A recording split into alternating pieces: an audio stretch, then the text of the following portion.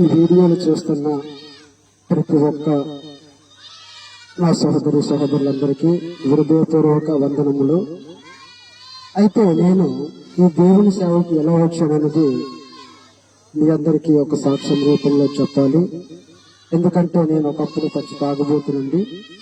అలాంటప్పుడు దేవుడు నన్ను 2 సంవత్సరాలు మెంటలు చేశాడు. అంటే మతిస్థిమితం కోల్పోయింది. 2 సంవత్సరాలండి నేను మెంటల్ అయిపోయి రోడ్లమ్మట తిరిగేవాడిను. అయితే వైజాగ్ మెంటల్ హాస్పిటల్లో 2 సార్లు కూడా జాయిన్ చేయడం జరిగిందండి. అయితే అలా జాయిన్ చేయడం జరిగితే నాతో ఎవరో మాట్లాడేవారు.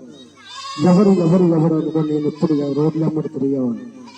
అయితే నాతో మాట్లాడుతుంది ఎవరైనా నాకు చేతబడి చేశారా అని నేను జనాల్ని ముఖాల్ని